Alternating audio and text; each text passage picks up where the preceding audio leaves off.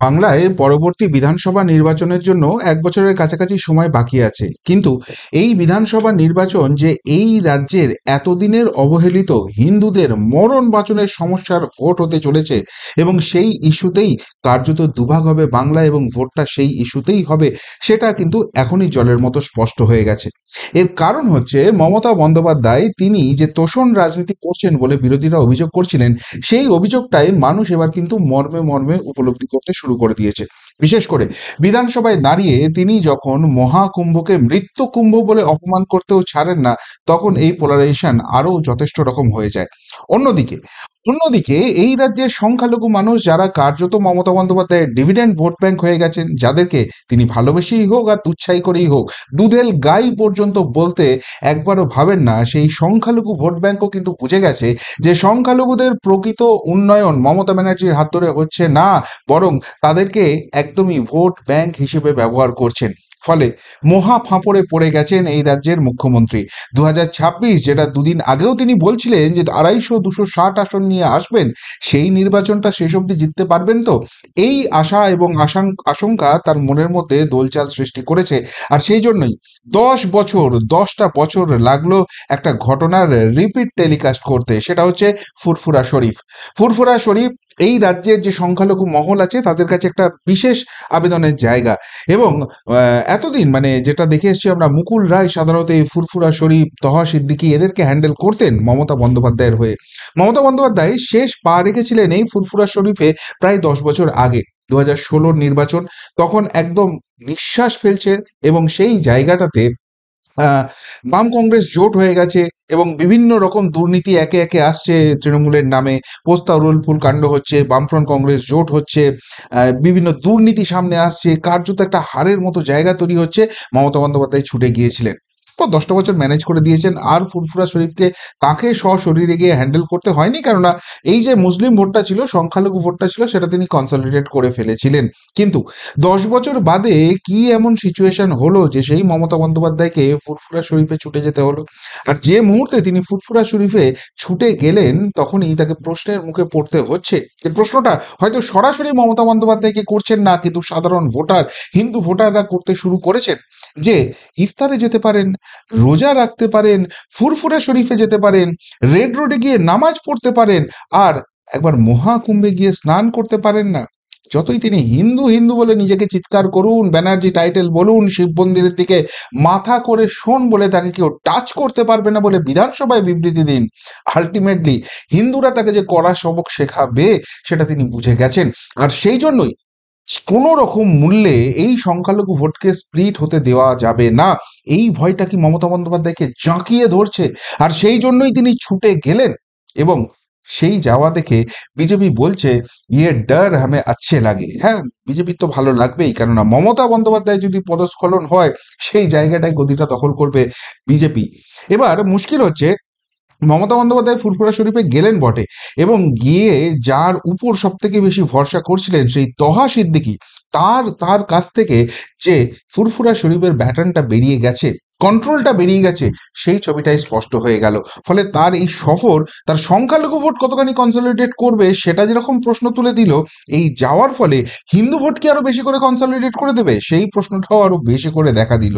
কেন বলা হচ্ছে এই প্রশ্ন? কেননা তহা সিদ্দিকী, মমতা বন্দ্যোপাধ্যায় সেখানে পৌঁছানোর আগেই মাইক হাতে বেশ অ্যানাউন্স করছিলেন, অনেক কিছু বলার চেষ্টা করছিলেন। মমতা বন্দ্যোপাধ্যায় আসছেন, তাদের পাশে দাঁড়ান, তিনি সংখ্যালঘু সমাজের একজন মসিয়া, এই ধরনের কথা প্রচার করার চেষ্টা করছিলেন।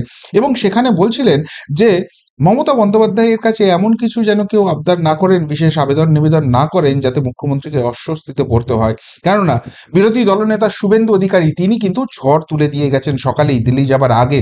তিনি বলেছেন যেসব হিন্দুরা তৃণমূল কংগ্রেসকে ভোট দেন না, তারা তারা আজকে মমতা বন্দ্যোপাধ্যায়ের লাইভটা একবার শুনবেন। তিনি যে কতখানি তোষণের রাজনীতি করেন আজকে স্পষ্ট হয়ে যাবে, যাতে এই মমতা বন্দ্যোপাধ্যায়কে কোনো রকম বিড়ম্বনায় পড়তে না হয়।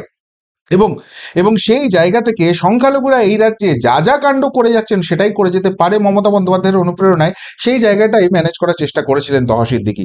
কিন্তু তাদের লাভের লাভ কিছু হলো কি? দেখা গেল নতুন প্রজন্মের যারা পীরজাদা রয়েছেন সব একে একে মঞ্চে উঠলেন, ছোট ছোট নিজেদের বক্তব্য রাখলেন, এবং প্রত্যেকটা জায়গায় মমতা বন্দ্যোপাধ্যায়কে অস্বস্তিতে ফেলে দেওয়ার জন্য যথেষ্ট কারণ ছিল। সেখানে কেন কিছু ঘটছে না, মাদ্রাসা শিক্ষা ভেঙে পড়ছে, ফুরফুরা শরীফের প্রকৃত উন্নয়ন, এসব অনেক কথা বলা হলো। কিন্তু তা সত্ত্বেও মমতা বন্দ্যোপাধ্যায় যে তাদের অভিভাবিকা সেই কথাটাও বলে দেওয়া হলো। অর্থাৎ কোথাও গিয়ে সংখ্যালঘু ভোট যে কনসলিডেশন করতে গিয়েছিলেন, বোধহয় ইকুয়েশনটা তিনি মিলিয়ে ফেললেন শেষ অবধি। কিন্তু কিন্তু তার মনের ভয়টা কি দূর হলো? কেন এই প্রশ্নটা উঠছে? কেননা এই ফুরফুরা শরীফের অনুষ্ঠানে আবার নওশাদ সিদ্দিকী, যিনি নাকি মমতা বন্দ্যোপাধ্যায়ের বিরোধী বলে নিজেকে প্রচার করেন, তাকে অব্দি আমন্ত্রণ জানানো হয়েছিল। তাহলে মমতা বন্দ্যোপাধ্যায় এতখানি কেঁপে গেছেন যে তার একার ক্যারিশমাতে আর সংখ্যালঘু ভোট টানতে পারবেন না, তাই নওশাদ সিদ্দিকীকেও টানতে হচ্ছে দলে। এই প্রশ্নটা ঘুরতে ফিরতে শুরু করে দিয়েছিল। এবং নওশাদ সিদ্দিকীর এই অবস্থানটা নিয়েও আবার প্রশ্ন উঠে গিয়েছিল সংখ্যালঘু সমাজের মধ্যেই। সাধারণ মানুষের মধ্যে তো প্রশ্ন আছেই।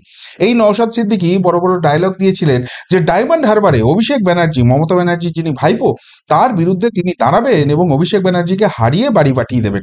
অথচ যখন বাস্তব সময় এলো, দেখা গেল নওশাদ সিদ্দিকী ল্যাজ গুটিয়ে পালিয়ে গেলেন। অনেকেই অভিযোগ করলেন টেবিলের তলায় আন্ডারস্ট্যান্ডিং হয়ে গেছে।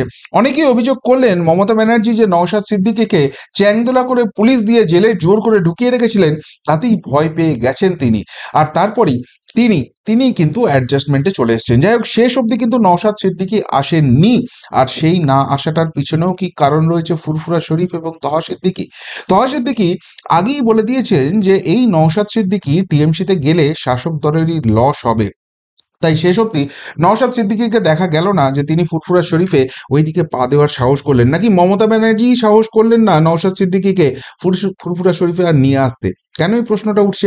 কেননা কিছুদিন আগেই আপনারা দেখেছেন যে এই নওশাদ সিদ্দিকী সোজা চলে গিয়েছিলেন নবান্নে এবং মমতা বন্দ্যোপাধ্যায়ের সঙ্গে এক চেম্বারে বসে বেশ কিছুক্ষণ তিনি বৈঠক টৈঠক করে ফেলেছিলেন।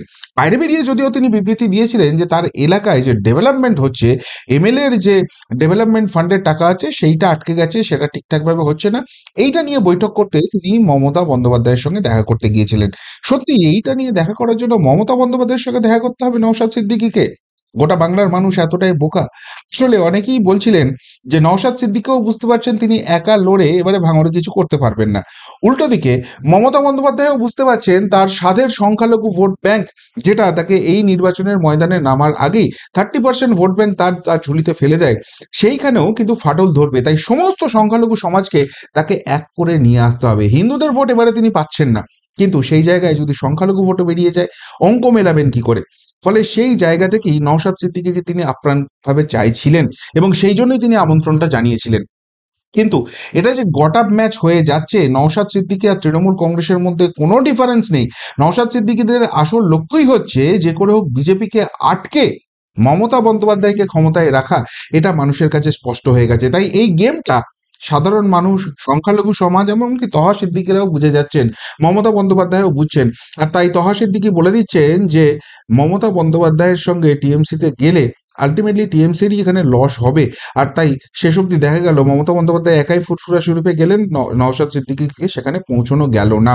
অর্থাৎ 2026-এর দিকে তাকিয়ে ইতিমধ্যেই সংখ্যালঘু ইকুয়েশন নিয়ে কাজকর্ম শুরু হয়ে গেছে এবং এই জায়গাটায় তৃণমূলের আতঙ্কের কারণ একটাই, এই জায়গাটাই তারা 100% কনসলিডেশন করে ফেলেছে। পশ্চিমবঙ্গের যে সংখ্যালঘু ভোটটা আছে তার সবটাই মমতা বন্দ্যোপাধ্যায়ের দলই পায়। এখানে আর নতুন করে তাদের ভোট বাড়াবার কিছু নেই। ম্যাক্স টু ম্যাক্স তারা যেটা করতে পারে, এই সংখ্যালঘু ভোটটাকে তারা ধরে রাখতে পারে। কিন্তু সেই সংখ্যালঘু ভোট তার হাত থেকে পিছলে যাচ্ছে, সেই ইঙ্গিতটা তিনি খুব ভালো বুঝে গেছেন। হাজার হোক, এতদিন ধরে রাজনীতি করছেন, মাটির গন্ধটা তিনি খুব ভালো করে চেনেন এবং এই সংখ্যালঘু সমাজের জন্যই তার হিন্দু ভোটটাও বেরিয়ে যাচ্ছে, সেটাও তিনি বুঝতে পারছেন। ফলে কোন দিকে ইকুয়েশন মেলাবেন তিনি এখনো ঠিক করতে পারছেন না।